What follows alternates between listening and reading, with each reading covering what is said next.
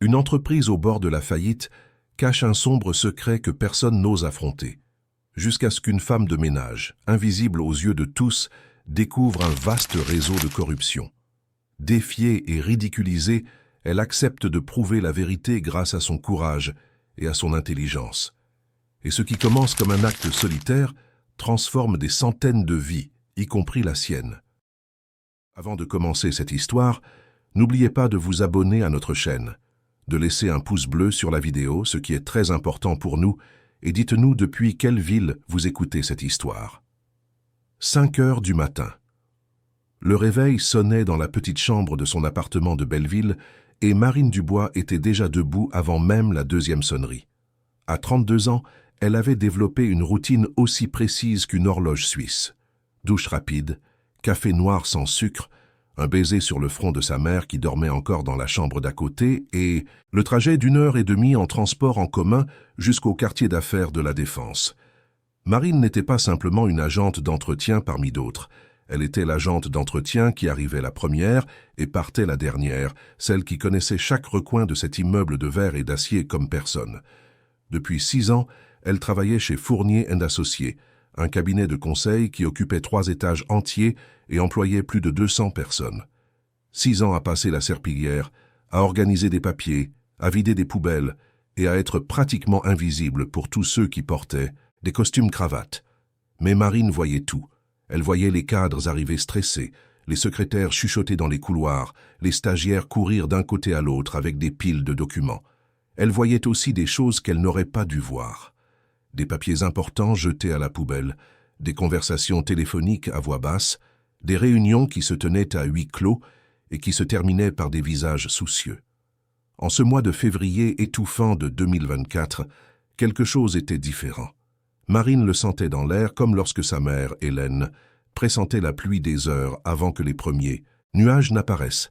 Les couloirs étaient plus tendus, les gens parlaient moins, et il y avait un brouhaha constant qu'elle n'arrivait pas à déchiffrer. C'était comme si une tempête approchait, et elle seule semblait en remarquer les signes. Hélène avait eu un AVC 3 ans plus tôt, et depuis Marine portait le monde sur ses épaules. Elle avait abandonné son 3e semestre de gestion à l'université, vendu la petite voiture d'occasion qu'elle avait réussi à acheter après de nombreux sacrifices, et transformé chaque centime en traitement, en kinésithérapie et en médicaments. Sa mère allait mieux, elle parvenait à parler et à se déplacer avec difficulté. Mais Marine savait qu'elle avait encore besoin de beaucoup de soins. C'est pourquoi cet emploi était plus qu'un simple travail. C'était la seule chose qui les maintenait toutes les deux à flot. C'est un jeudi que tout a basculé. Marine était au 12e étage, en train de nettoyer la salle de réunion principale, quand elle a entendu des voix provenant du bureau de la direction.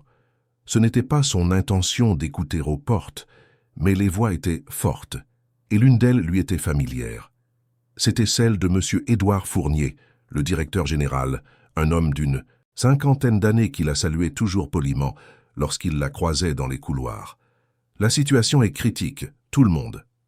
La voix de M. Fournier était tendue, différente du ton toujours maîtrisé qu'elle lui connaissait. Les chiffres ne sont pas bons depuis des mois.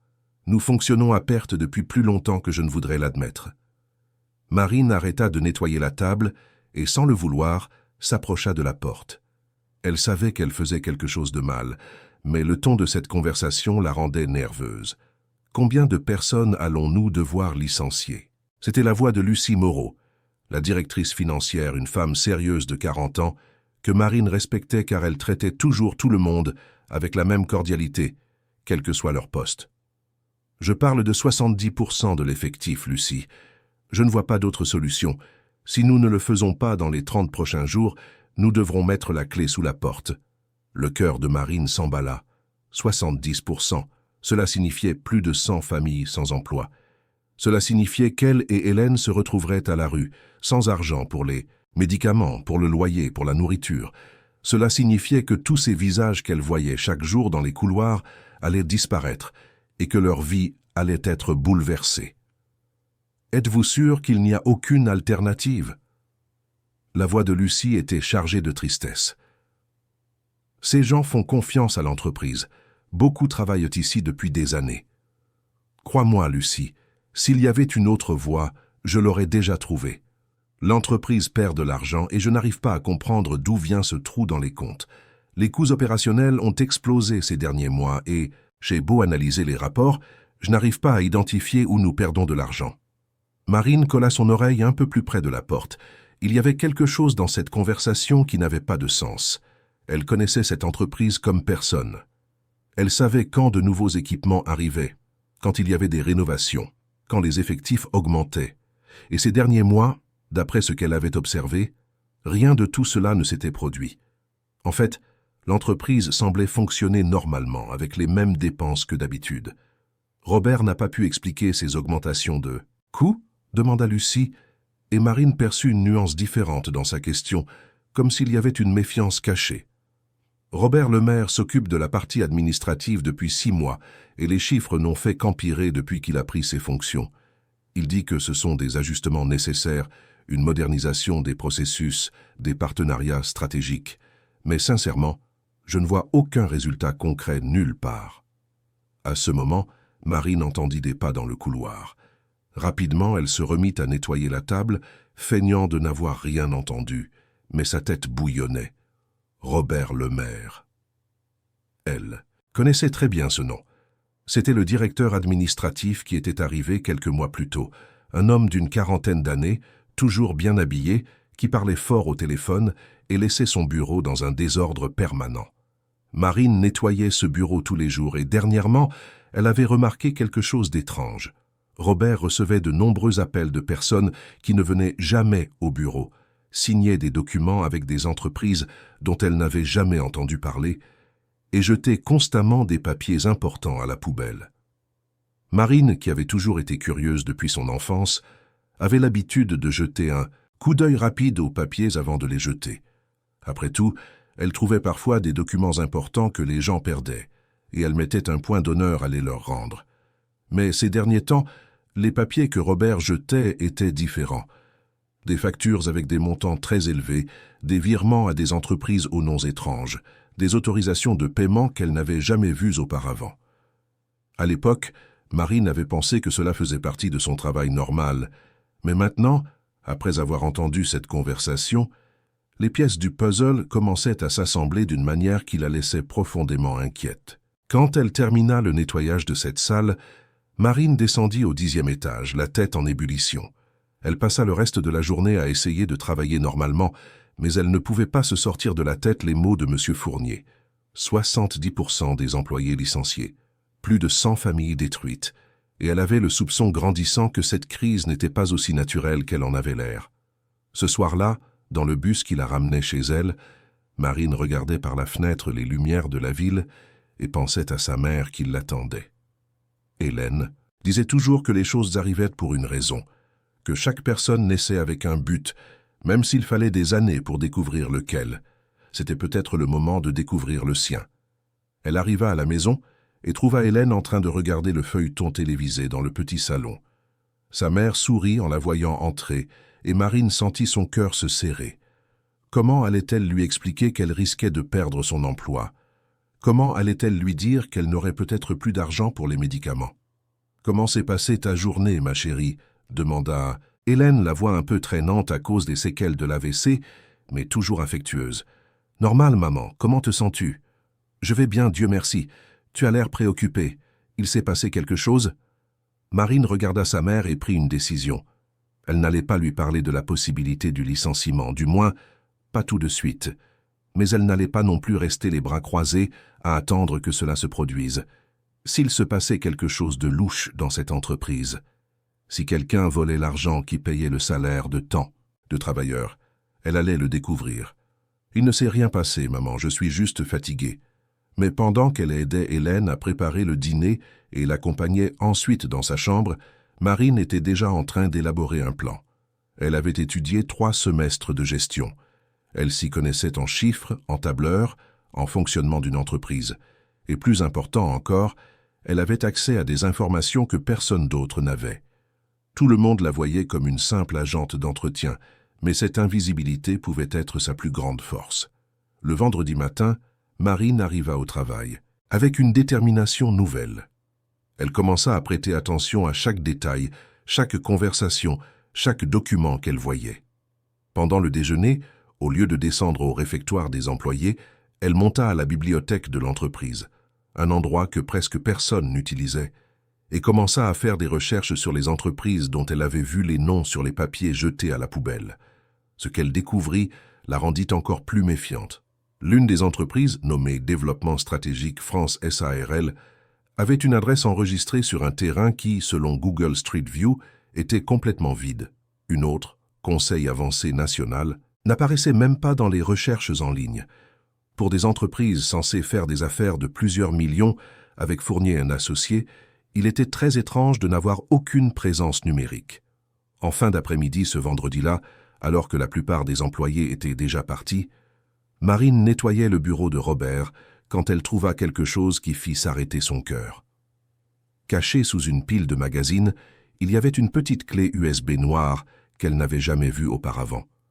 Un instant, elle hésita. Fouiller dans les affaires personnelles d'un directeur pouvait lui causer de gros problèmes. Mais elle se souvint alors de la conversation qu'elle avait entendue jeudi, des plus de 100 familles qui allaient y perdre leur emploi, de sa mère à la maison qui dépendait de l'argent qu'elle gagnait ici. Elle glissa la clé USB dans la poche de son uniforme et termina le nettoyage comme si de rien n'était. Robert était parti depuis des heures. Il n'y avait donc aucun risque qu'il découvre immédiatement que l'objet avait disparu. Mais Marine savait qu'elle franchissait une ligne dont elle ne pourrait peut-être pas revenir. Le week-end à la maison, Marine resta à regarder la clé USB posée sur la table de la cuisine. Hélène dormait et elle avait passé tout l'après-midi à réfléchir à ce qu'elle devait faire. Elle n'avait pas d'ordinateur à la maison, mais elle savait que Lucie Moreau, la directrice financière, restait parfois travailler tard et semblait être une personne de confiance. Le lundi arriva chargé d'une énergie différente. Marine savait qu'elle devait prendre une décision. Quand elle vit Lucie arriver tôt, avant 8 heures, elle prit son courage à 2 mains et s'approcha. « Madame Moreau, excusez-moi de vous déranger, je peux vous parler 1 minute ?» Lucie la regarda, surprise. En 6 ans de travail dans l'entreprise, Marine n'avait jamais demandé à parler à un directeur. « Bien sûr, Marine, que se passe-t-il ? » « C'est que j'ai entendu sans le vouloir une conversation jeudi sur le fait que l'entreprise avait des problèmes financiers et allait devoir licencier beaucoup de monde. Et je pense que je sais quelque chose qui pourrait t'aider. » Lucie regarda autour d'elle, vérifiant que personne n'était à proximité, et fit signe à Marine d'entrer dans son bureau. « Qu'avez-vous entendu exactement ?» Marine raconta la conversation entre Lucie et M. Fournier, s'excusa d'avoir écouté sans le vouloir, et expliqua ses soupçons concernant les documents que Robert jetait à la poubelle. Quand elle montra la clé USB, Lucie devint très sérieuse. « Marine, vous vous rendez compte de ce que vous me dites? Si vos soupçons sont fondés, nous parlons de quelque chose de très grave. »« Je sais, Madame Moreau, mais si quelqu'un vole l'argent de l'entreprise, ce n'est pas juste. Il y a beaucoup de gens qui ont besoin de ce travail, qui ont une famille à nourrir. » Lucie resta silencieuse un long moment, regardant Marine avec une expression qui mêlait surprise et respect. « Vous avez étudié la gestion, n'est-ce pas ? 3 semestres.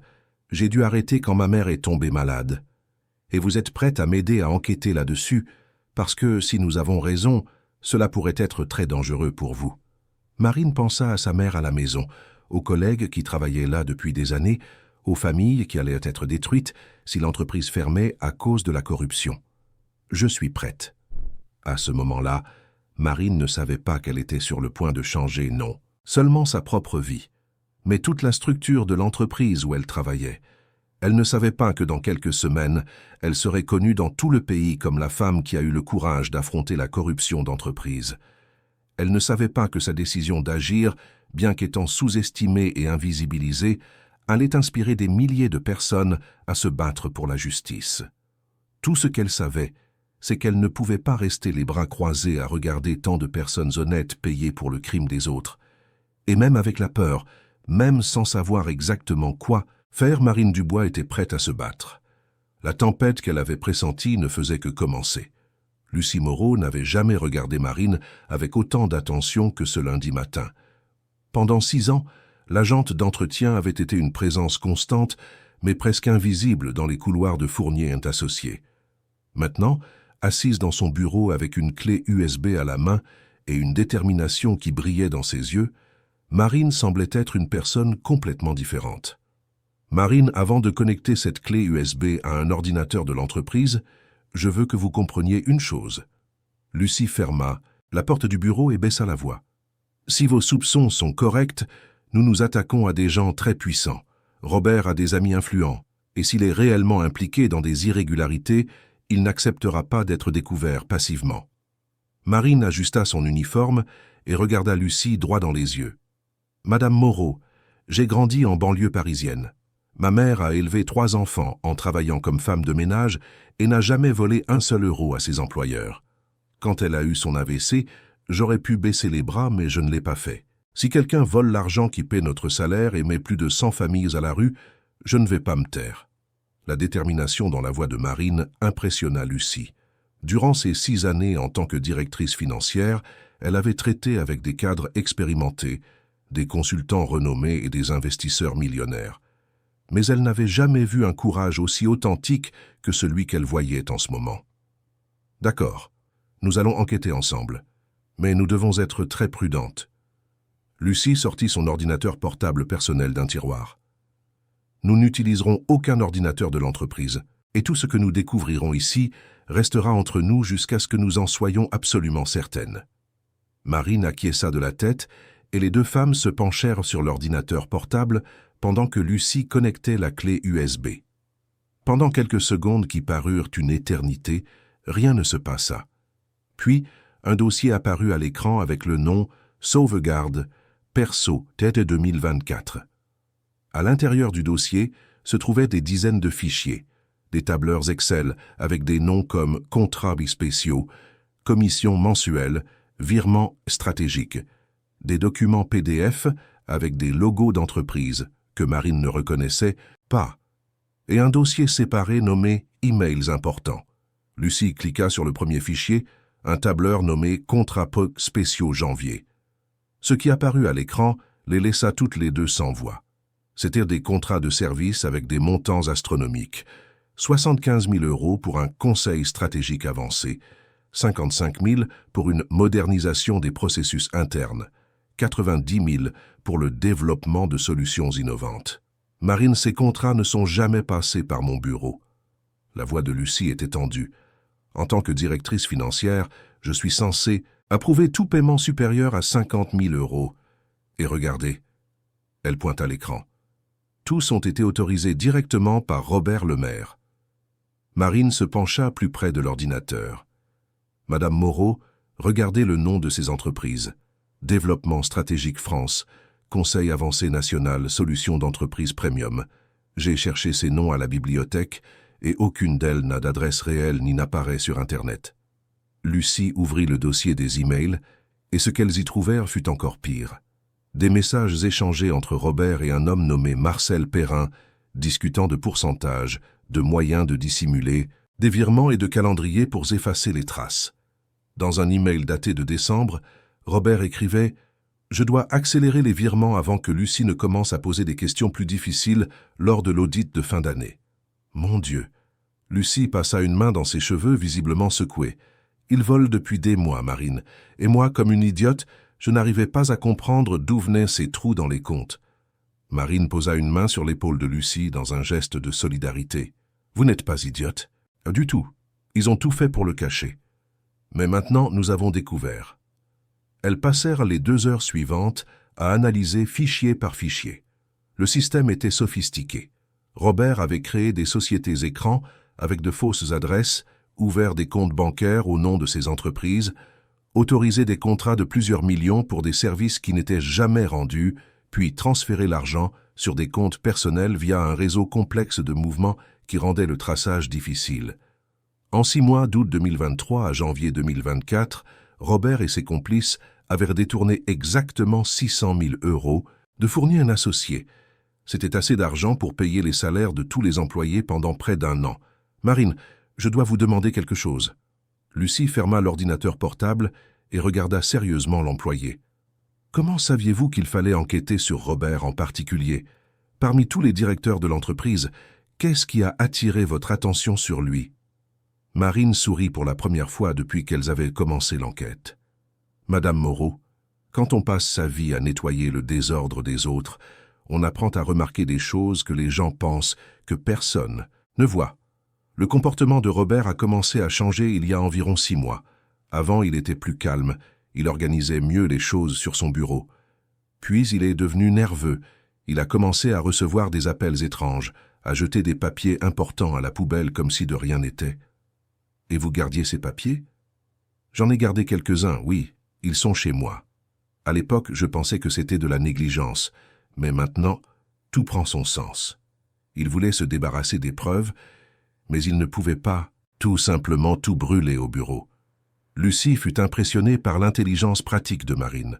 Pendant des années, elle avait travaillé avec des personnes titulaires de MBA coûteux et de spécialisation à l'étranger, mais peu avec le sens de l'investigation et la capacité d'observation de cette femme qui, formellement, n'avait que le baccalauréat. « Marine, je vais être très direct avec vous. Ces preuves que nous avons trouvées sont suffisantes pour envoyer Robert en prison et récupérer une bonne partie de l'argent volé.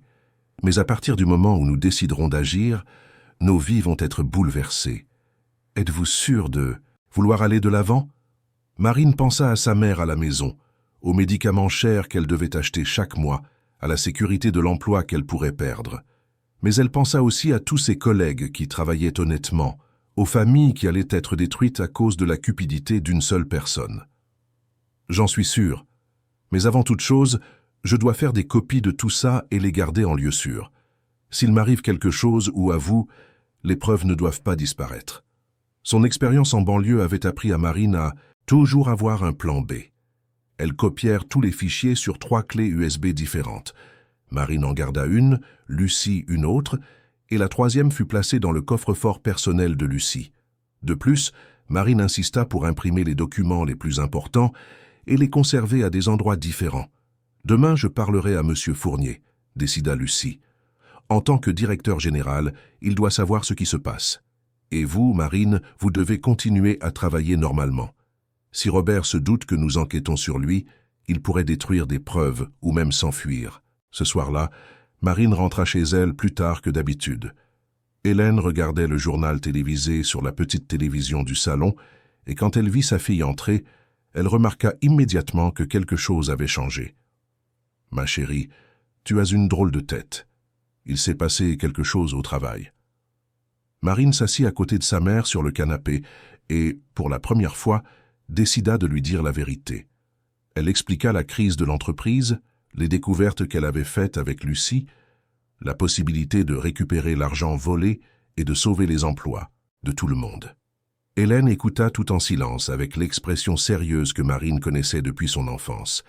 Quand sa fille eut fini de raconter, la femme plus âgée soupira et prit la main de Marine. « Ma fille, ta grand-mère disait toujours que Dieu ne donne pas un fardeau plus lourd que ce que l'on peut porter. Tu es née pour faire une différence dans la vie des gens. Je l'ai toujours su.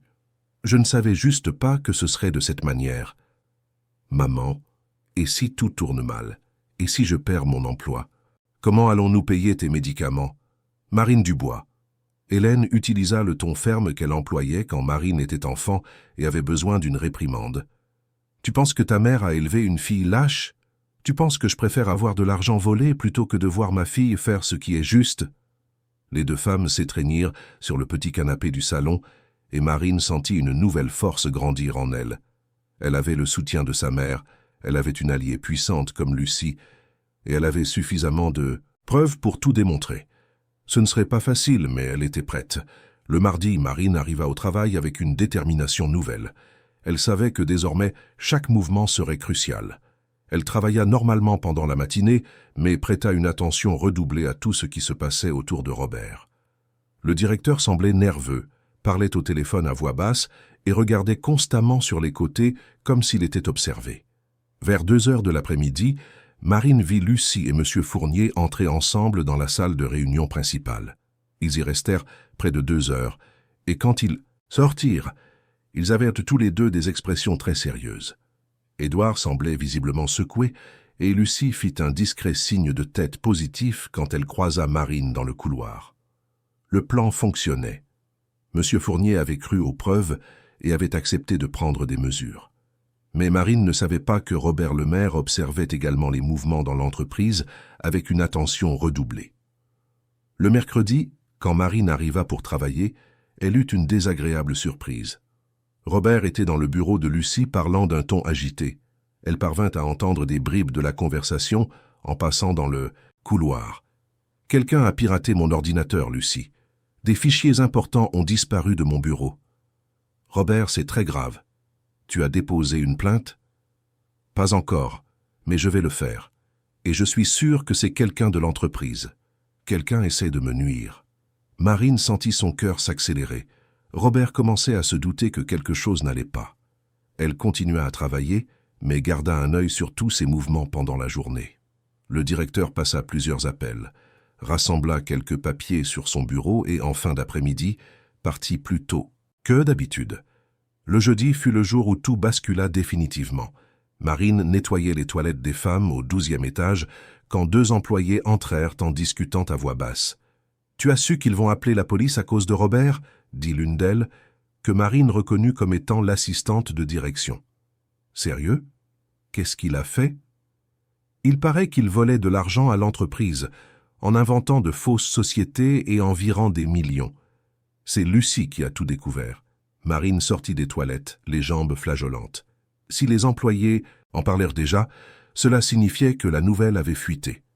Et si Robert découvrait qu'elle était impliquée dans l'enquête, les conséquences pourraient être très dangereuses. Ses soupçons se confirmèrent le vendredi matin. Marine rangeait la salle d'attente de la réception quand elle sentit quelqu'un s'approcher par derrière. C'était Robert, et il n'avait pas son expression cordiale habituelle. « Marine, n'est-ce pas ?» Il parla bas, mais d'un ton qui lui donna la chair de poule. « J'ai entendu dire que tu posais des questions sur moi, que tu te mêlais de choses qui ne te regardent pas. » Marine se retourna pour lui faire face, essayant de cacher la peur qu'elle ressentait. « Je ne vois pas de quoi vous parlez. Ne fais pas l'innocente avec moi. Une agente d'entretien, soudainement intéressée par les affaires financières de l'entreprise. Quelle coïncidence, tu ne trouves pas ?» Robert fit un pas de plus, et Marine put sentir la forte odeur de son parfum mélangée à son haleine de cigarette. « Écoute bien ce que je vais te dire. Tu as une mère malade à la maison, n'est-ce pas? Ce serait dommage qu'il lui arrive quelque chose pendant que tu joues les détectives. » Le sang de Marine se glaça. « Vous êtes en train de me menacer. Je ne menace personne. Je te rappelle juste que les gens qui se mêlent de ce qui ne les regarde pas subissent parfois des conséquences inattendues. Réfléchis bien à ce que tu fais, Marine. Pense à ta mère. » Robert s'éloigna, laissant Marine plantée là, tremblante de colère et de peur. Mais au lieu de la battre, la menace ne fit que renforcer sa détermination. Personne n'avait le droit d'utiliser Hélène pour l'intimider. Personne n'avait le droit de voler et en plus de menacer ceux qui essayaient de faire ce qui est juste. À cet instant, Marine Dubois décida qu'elle mènerait ce combat jusqu'au bout, même si cela devait lui coûter tout ce qu'elle avait. Robert le maire venait de découvrir qu'il s'était attaqué à la mauvaise personne. La guerre était déclarée et Marine n'avait pas l'intention de perdre. Le week-end qui suivit la menace de Robert fut le plus long de la vie de Marine. Elle passa le samedi et le dimanche dans son appartement de Belleville, s'occupant de sa mère et essayant de mettre de l'ordre dans ses pensées. Hélène sentait la tension de sa fille, mais respectait son silence quand Marine avait besoin de réfléchir. Dimanche soir, après avoir aidé sa mère avec son bain et ses médicaments, Marine s'assit à la petite table de la cuisine avec un stylo et une feuille de papier. Elle devait prendre une décision définitive. Elle pouvait faire comme si de rien n'était, continuer à travailler en silence et attendre que les plus de 100 licenciements aient lieu, ou elle pouvait aller jusqu'au bout, même en sachant que Robert était capable de mettre ses menaces à exécution. Elle regarda vers la chambre où Hélène dormait déjà et se souvint de toutes les fois où sa mère avait affronté des difficultés pour protéger ses enfants. Elle se souvint des week-ends où Hélène travaillait comme femme de ménage pour pouvoir payer les fournitures scolaires. Elle se souvint de l'époque où elles avaient eu faim pour ne pas être en retard sur le loyer. Elle se souvint de la détermination dans les yeux de sa mère quand elle avait décidé que Marine ferait des études, même sans en avoir les moyens. Si Hélène s'était battue toute sa vie pour faire ce qui est juste, Marine n'allait pas abandonner maintenant. Le lundi se leva sous un ciel nuageux à Paris et Marine arriva chez Fournier & Associés avec une résolution qui transparaissait dans chacun de ses mouvements. Durant la matinée, elle travailla normalement, mais observa que Robert semblait encore plus nerveux que la semaine précédente. Il était constamment au téléphone, sortait et revenait plusieurs fois, et avait l'expression de quelqu'un sur le point de prendre une décision désespérée. À 14 heures, Marine vit Lucie sortir de son bureau avec un dossier à la main et se diriger vers l'ascenseur menant à l'étage de la direction générale. C'était le moment. Si Édouard Fournier allait prendre une décision sur l'affaire, Marine voulait être présente lorsque cela arriverait. Elle monta par les escaliers jusqu'au 13e étage et frappa à la porte du bureau d'Édouard. Elle savait qu'elle enfreignait toutes les règles hiérarchiques de l'entreprise, mais elle ne s'en souciait plus. « Entrez », dit la voix d'Édouard de l'autre côté de la porte. Marine ouvrit la porte et trouva Édouard et Lucie penchés sur une table couverte de documents. Tous deux la regardèrent, surpris. « Marine, qu'est-ce que vous faites ici ?» demanda Édouard. « Monsieur Fournier, je dois vous parler. C'est à propos de Robert et de tout ce qui se passe dans l'entreprise. » Édouard regarda Lucie, qui fit un signe de tête affirmatif. « Asseyez-vous, Marine. Lucie m'a parlé de votre participation à la découverte des irrégularités. Je suis impressionné par votre courage et votre intelligence. » Marine s'assit sur la chaise en cuir qu'Édouard lui offrit, mais ne se détendit pas. Elle avait une proposition à faire, et elle savait que c'était peut-être sa seule chance. « Monsieur Fournier, Robert m'a menacé vendredi. Il a dit qu'il pourrait arriver quelque chose à ma mère si je continuais à enquêter. Cela m'a convaincu qu'il est coupable de tout ce que nous avons découvert. » Édouard parut visiblement indigné. « Il vous a menacé ? Marine, c'est un crime très grave. »« Je sais, mais ce n'est pas ce qui m'amène ici. » Marine prit une profonde inspiration et regarda Édouard droit dans les yeux. « Je suis venu vous proposer quelque chose. Je veux affronter Robert en face, devant vous, avec toutes les preuves que nous avons. Je veux qu'il sache que c'est une agente d'entretien qui a découvert son stratagème. » Lucie se pencha en avant, inquiète. « Marine, cela pourrait être très dangereux. Robert a déjà montré qu'il n'hésitera pas à utiliser la violence. Madame Moreau, j'ai grandi en banlieue. Je connais des gens violents et je sais me défendre. Mais plus que ça, si nous ne l'affrontons pas maintenant de front, il continuera à essayer de s'en sortir. Il inventera des excuses, il tentera de renverser la situation. » Édouard resta silencieux un moment, évaluant la proposition. En tant que directeur général, il savait que la confrontation directe était risquée, mais il comprenait aussi le symbolisme de ce que Marine proposait. Ce n'était pas seulement une employée cherchant la justice, c'était une représentante de tous les travailleurs honnêtes de l'entreprise exigeant la transparence. « D'accord, Marine, faisons-le. Mais à une condition. La réunion a lieu ici, dans mon bureau, avec Lucie présente. Et s'il s'énerve ou profère la moindre menace, j'appelle la sécurité immédiatement. » Marine acquiesça de la tête, et Lucie appela le secrétariat d'Édouard pour demander de convoquer Robert à une réunion urgente. Pendant qu'ils attendaient, Édouard en profita pour mieux connaître Marine. « Lucie m'a dit que vous aviez étudié la gestion. Pourquoi avez-vous arrêté ? » « Ma mère a eu un AVC, monsieur Fournier. J'étais la seule de ses enfants à vivre près d'elle, alors j'ai dû tout laisser tomber pour m'en occuper. Je ne regrette rien, mais j'ai toujours rêvé de reprendre mes études. Et que comptez-vous faire quand tout cela sera terminé ? Je ne sais pas encore. Je veux d'abord m'assurer que l'entreprise continuera à fonctionner et que personne ne perdra son emploi à cause d'un voleur. » 20 minutes plus tard, Robert Lemaire entra dans la pièce avec son assurance habituelle, mais Marine remarqua qu'il se tendit en la voyant là. « Édouard, tu m'as convoqué à une réunion sans me dire qu'il y aurait d'autres personnes, » dit Robert, clairement mal à l'aise. « Assieds-toi, Robert, nous avons des sujets très sérieux à aborder, » répondit Édouard, en désignant une chaise de l'autre côté de la table. Robert s'assit, mais continua de regarder Marine avec méfiance. « Qu'est-ce qu'une agente d'entretien fait dans une réunion de direction ?»« Cette agente d'entretien, » dit Marine en se levant, « a découvert que vous volez l'entreprise depuis des mois. » Le silence qui suivit fut assourdissant. Robert pâlit, mais essaya de garder contenance. « C'est ridicule. Je n'accepterai pas les accusations d'une employée sans qualification technique pour comprendre les questions financières. » Marine se dirigea vers la table et posa un dossier de documents devant Robert. « Sans qualification ? Alors, expliquez-moi ces contrats avec Développement Stratégique, France SARL, une société enregistrée sur un terrain vague à Nanterre. Expliquez-moi ces 75 000 € payés pour un conseil stratégique qui n'a jamais eu lieu. » Robert tenta de rester calme, Mais Marine remarqua que ses mains commençaient à trembler. Ce sont des contrats légitimes, approuvés par la direction administrative. Si vous ne comprenez pas les processus de l'entreprise, vous ne devriez pas toucher à des documents confidentiels. Des documents confidentiels que vous jetiez à la poubelle tous les jours? Marine sortit un autre papier du dossier. Et ces emails que vous avez échangés avec Marcel Perrin, planifiant comment dissimuler les virements, c'est aussi un processus normal de l'entreprise? À ce moment, Édouard se leva et tendit la main pour prendre les documents.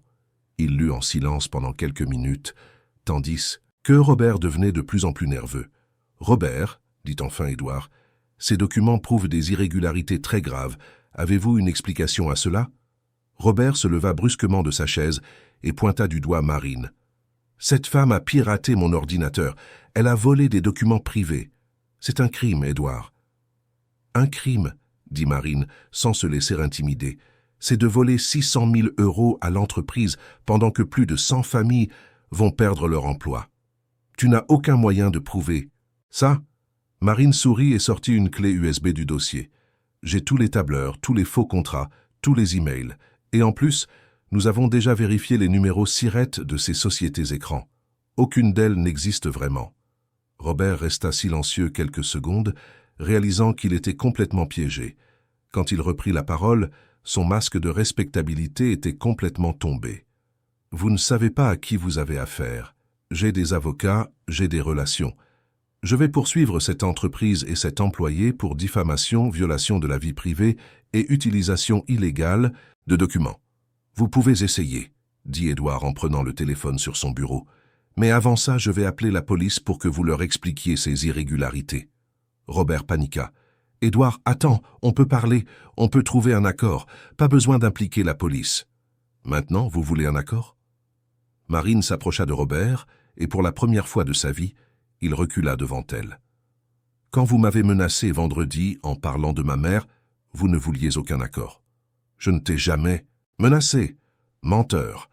Marine le regarda droit dans les yeux. Vous avez dit que ce serait dommage qu'il lui arrive quelque chose pendant que je jouais les détectives. Vous vous souvenez? Édouard raccrocha le téléphone et regarda Robert avec une expression de dégoût. Robert, en plus d'être un voleur, vous menacez les employés? Sortez de mon entreprise maintenant, avant que je ne perde complètement patience.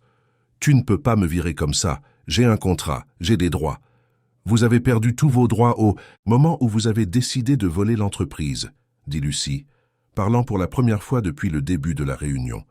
Et soyez certain que nous récupérerons chaque centime que vous avez détourné. Robert regarda autour de lui, réalisant qu'il était complètement seul et vaincu. Il tenta une dernière carte désespérée. « Marine, dit-il, changeant complètement de ton, tu ne comprends pas les conséquences de ce que tu fais. Laisse tomber, et je te garantis que tu seras récompensé. Je peux te donner un meilleur poste, un meilleur salaire. » Marine rit, et ce fut un rire authentique, libérateur. « Robert, vous pensez que j'ai fait tout ça pour de l'argent? Je l'ai fait parce que c'est la chose juste à faire. Et des gens comme vous ne comprendront jamais ça. » À ce moment, 2 agents de sécurité de l'entreprise entrèrent dans la pièce, appelés par Édouard.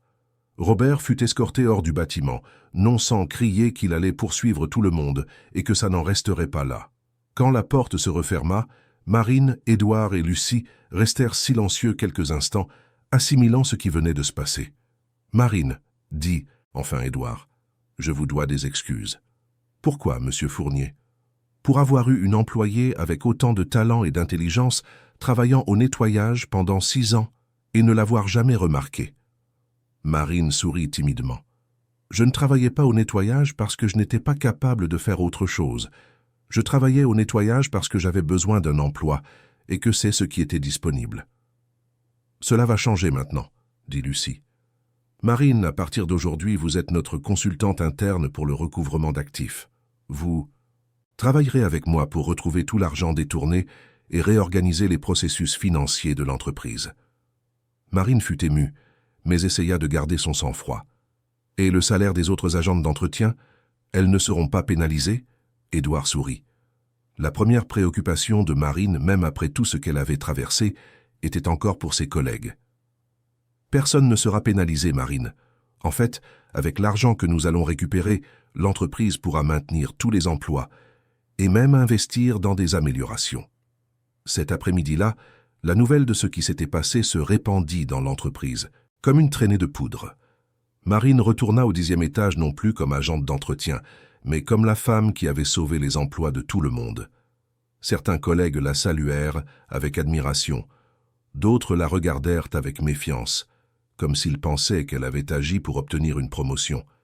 Mais Marine ne se souciait pas des critiques. Elle savait qu'elle avait fait ce qui était juste, et elle savait que sa vie avait changé pour toujours ce jour-là. En fin d'après-midi, Édouard réunit tous les employés dans l'auditorium de l'entreprise et raconta officiellement ce qui s'était passé. Il expliqua les irrégularités découvertes, l'argent détourné, et comment le courage d'une employée avait sauvé l'entreprise de la faillite. Quand Édouard prononça le nom de Marine et lui demanda de monter sur scène, la réaction fut mitigée. Une partie des employés applaudit avec enthousiasme, reconnaissant son courage. D'autres restèrent silencieux, digérant le fait qu'une agente d'entretien avait découvert quelque chose que les directeurs n'avaient pas réussi à identifier. « Marine, » dit Édouard au micro, « au nom de tous les employés de Fournier & Associés, je vous remercie pour votre courage, votre intelligence et votre intégrité. Vous avez sauvé cette entreprise et sauvé plus de 100 familles. » Marine prit le micro les mains tremblantes. Elle n'avait jamais parlé devant autant de monde. « J'ai seulement fait ce que toute personne honnête aurait fait, » dit-elle, la voix étranglée par l'émotion. « Et je l'ai fait parce que je crois que tout le monde ici mérite de travailler dans une entreprise honnête, où l'argent de notre travail n'est pas volé par des gens sans scrupules. » L'auditorium explosa en applaudissements, et Marine descendit de la scène en sachant que sa vie avait complètement changé. Elle n'était plus l'employée invisible qui nettoyait les bureaux. Elle était Marine Dubois, la femme qui avait eu le courage d'affronter la corruption et de sauver toute une entreprise. Mais la vraie bataille ne faisait que commencer. Les mois qui suivirent la confrontation avec Robert furent une montagne russe d'émotions pour Marine. L'enquête policière confirma tout ce qu'elle et Lucie avaient découvert, mais révéla quelque chose d'encore plus grand. Robert ne travaillait pas seul. Le système impliquait un réseau de 15 sociétés écrans, toutes contrôlées par un groupe organisé spécialisé dans la fraude aux entreprises de taille moyenne par le biais d'employés infiltrés. La découverte initiale de Marine n'avait révélé que la partie émergée d'un iceberg qui brassait plus de 3 millions d'euros de fraude d'entreprise à travers le pays. Le commissaire en charge de l'affaire, Daniel Morin, fut impressionné par la qualité des preuves recueillies par une employée sans formation policière. « Marine, » lui dit-il lors d'une de ses dépositions, « vos preuves sont plus organisées et cohérentes que beaucoup d'enquêtes que je reçois d'avocats spécialisés. Vous avez un talent naturel pour l'investigation. » Mais tout ne fut pas rose pour Marine durant ces premiers mois. Une partie des employés de Fournier & Associés la regardait avec méfiance, pensant qu'elle avait agi par intérêt personnel. Certains chuchotaient dans les couloirs qu'elle avait tout inventé pour obtenir une promotion. D'autres se demandaient si une agente d'entretien avait réellement la capacité de comprendre des questions financières complexes. La résistance la plus douloureuse vint de Carla et Jeanne, 2 collègues du nettoyage, avec qui Marine travaillait depuis des années. Elles se sentirent trahies, comme si Marine avait profité de leur confiance pour gravir les échelons. « Tu t'es cru meilleur que nous », lui dit Carla lors d'une conversation tendue dans les vestiaires. « Maintenant que tu es là-haut, tu ne regardes même plus ceux qui sont restés en bas. » Marine tenta d'expliquer que son intention avait toujours été de protéger tous les emplois, y compris les leurs, mais ces mots semblaient ne pas atteindre le cœur de ses anciennes collègues. La douleur du rejet de personnes qu'elle considérait comme des amis fut l'une des expériences les plus difficiles de toute cette épreuve. Lucie, percevant la souffrance de Marine, lui offrit un soutien constant. « Marine, les gens qui font la différence rencontrent toujours de la résistance. Cela ne signifie pas que vous avez tort. Cela signifie que vous avez dérangé le statu quo. » Le procès contre Robert et ses complices dura 8 mois. Pendant cette période, Marine dut témoigner à plusieurs reprises, faisant face à des avocats agressifs qui tentaient de discréditer son témoignage en remettant en question sa formation et ses motivations. Lors d'une audience particulièrement difficile, l'avocat de la défense l'attaqua directement. « Madame, vous vous attendez vraiment à ce que ce tribunal croie qu'une agente d'entretien a réussi à découvrir des irrégularités que des auditeurs spécialisés n'ont pas détectées ? Marine regarda fermement l'avocat et répondit avec la dignité qu'elle avait apprise d'Hélène. « Maître, je n'ai pas découvert cela parce que je suis plus intelligente que les auditeurs. Je l'ai découvert parce que Robert jetait les preuves à la poubelle et j'étais la personne chargée de nettoyer cette poubelle. Parfois, les réponses se trouvent là où les gens importants ne regardent pas. » La réponse de Marine fut largement relayée par les médias et devint le symbole de l'intelligence pratique, souvent sous-estimée par le monde académique. Les journaux et les sites d'information commencèrent à la contacter pour des interviews, intéressés par l'histoire de l'employé qui avait démasqué une fraude de plusieurs millions. La première interview fut pour le journal Le Monde, et Marine fut nerveuse pendant des jours avant la conversation. Elle n'avait jamais parlé à des journalistes et craignait de dire quelque chose de déplacé. Mais la journaliste, Anne-Sophie Camus, la mit à l'aise avec des questions simples sur son parcours. « Marine, qu'est-ce qui vous a motivé à continuer l'enquête même après avoir été menacée ?» Anne-Sophie. « J'ai grandi en voyant ma mère travailler honnêtement toute sa vie pour subvenir aux besoins de ses enfants. Quand vous voyez quelqu'un voler l'argent qui devrait payer le salaire, de gens qui travaillent au dur, vous ne pouvez pas vous taire. Ce n'est pas une question de courage, c'est une question de caractère. » L'article fut publié avec le titre « L'employé invisible qui a sauvé une entreprise » et eut un retentissement dans tout le pays. Marine commença à recevoir des messages de soutien de personnes anonymes, d'autres employés inspirés par son histoire, et même des invitations à donner des conférences. La première invitation vint de l'université même, où elle avait étudié la gestion, la Sorbonne. Le directeur du département, le professeur Charles Henry, l'appela personnellement. « Marine, nous aimerions que vous veniez parler à nos étudiants de l'éthique en entreprise et du courage moral. Votre histoire est exactement ce que nous devons enseigner aux futurs gestionnaires. » Marine accepta, mais posa une condition. Elle voulait terminer sa licence avant de commencer à donner des conférences. Édouard et Lucie non seulement approuvèrent, mais lui offrirent une bourse complète et des horaires flexibles pour qu'elle puisse étudier. Retourner à l'université à 33 ans, après 6 ans d'absence, fut un défi émotionnel immense. Marine se sentait en décalage avec des camarades plus jeunes qui n'avaient pas connu les difficultés qu'elle avait traversées. Mais l'expérience pratique acquise en entreprise l'aidait à comprendre des concepts qui pour d'autres n'étaient que pure théorie. Le professeur d'audit d'entreprise, le docteur Fernand Marchand, fut impressionné par la participation de Marine en cours. « Marine, vous avez une compréhension intuitive des processus frauduleux que je n'ai jamais vus chez aucun étudiant. Envisageriez-vous un master en audit forensique ?» L'idée d'un master semblait un rêve impossible pour quelqu'un qui, 2 ans plus tôt, nettoyait des bureaux. Mais Marine apprenait que la vie peut changer de manière surprenante quand on a le courage de faire des choix difficiles. Pendant ce temps, son travail chez Fournier & Associés devenait de plus en plus gratifiant. Marine et Lucie formèrent un duo efficace pour récupérer les fonds détournés. Grâce à des saisies judiciaires et à l'enquête sur les comptes bancaires, elles réussirent à récupérer 560 000 € sur les 600 000 volés. « Marine, dit Édouard lors d'une réunion de bilan, votre action dans le recouvrement des actifs a été fondamentale.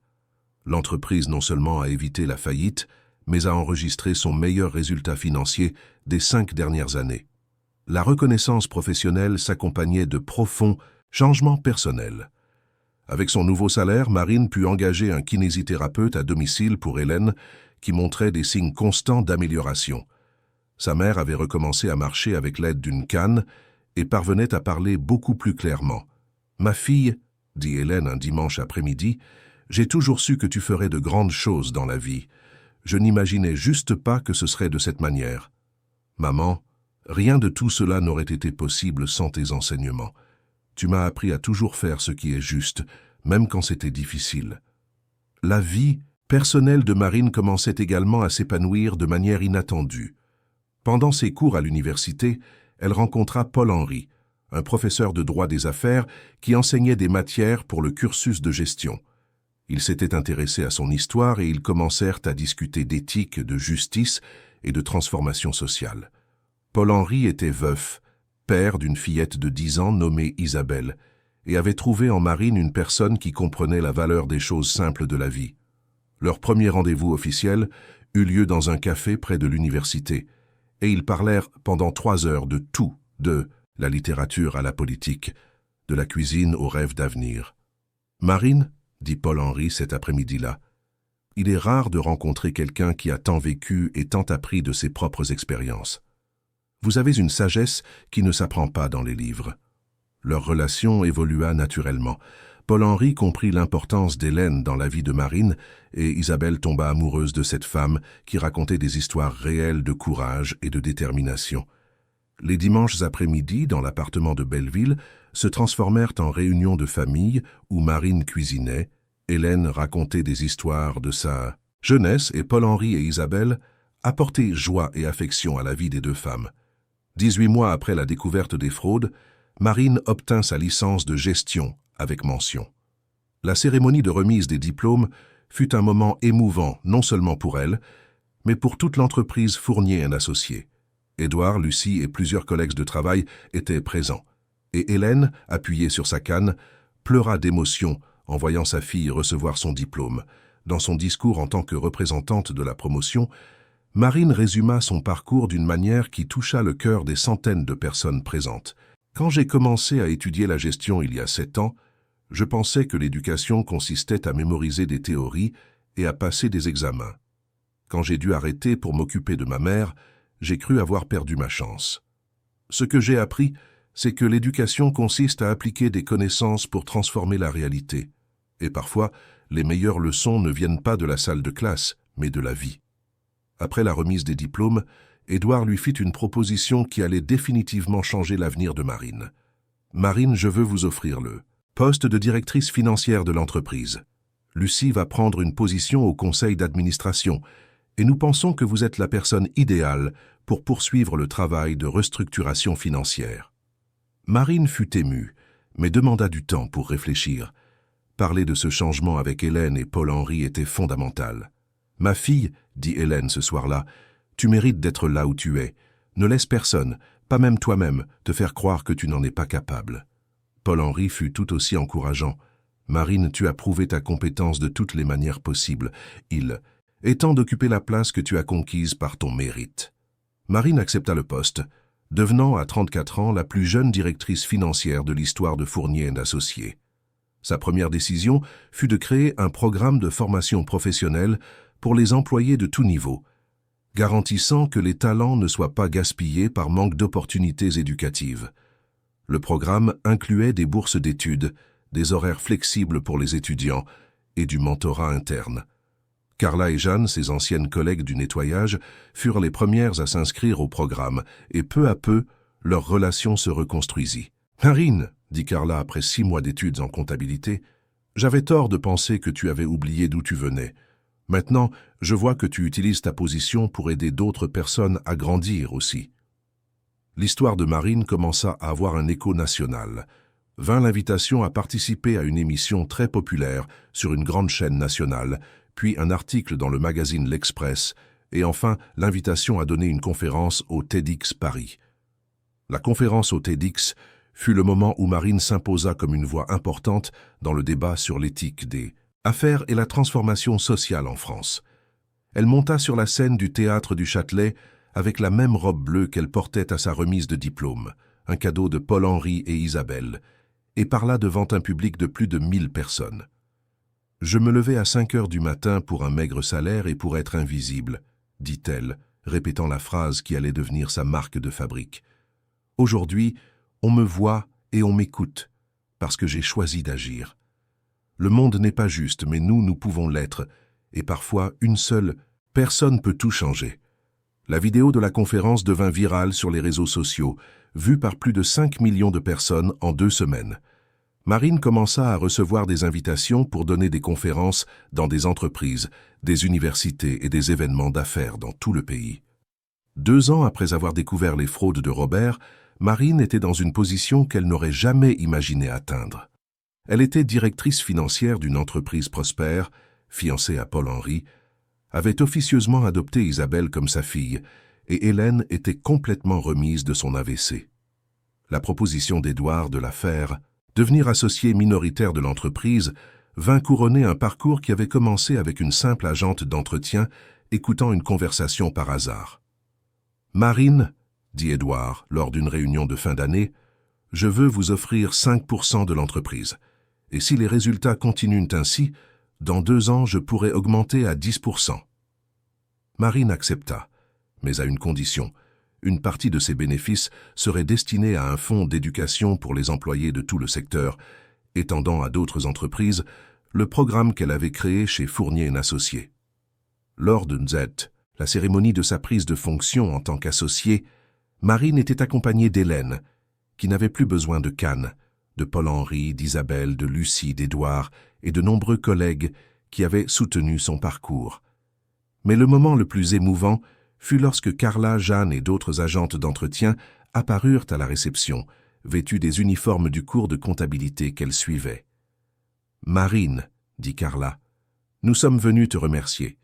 Tu n'as pas seulement changé ta vie, tu as changé la vie de nous toutes. » À cet instant, Marine comprit que son histoire était devenue bien plus grande que sa propre transformation personnelle. Elle était devenue un symbole qu'il est possible de briser les barrières sociales par l'éducation, le courage et l'intégrité morale. Le lendemain, Marine se réveilla non plus à Belleville, mais dans l'appartement de 3 chambres du Marais qu'elle avait acheté pour elle, Hélène, Paul-Henri et Isabelle. Elle regarda par la fenêtre de sa chambre et vit la ville de Paris s'étendre jusqu'à l'horizon. La même ville où elle avait grandi en banlieue, où elle avait nettoyé des bureaux pendant 6 ans, où elle avait affronté la corruption et vaincu. Elle prit le téléphone et composa le numéro du secrétariat de l'entreprise. « Bonjour, ici Marine Dubois.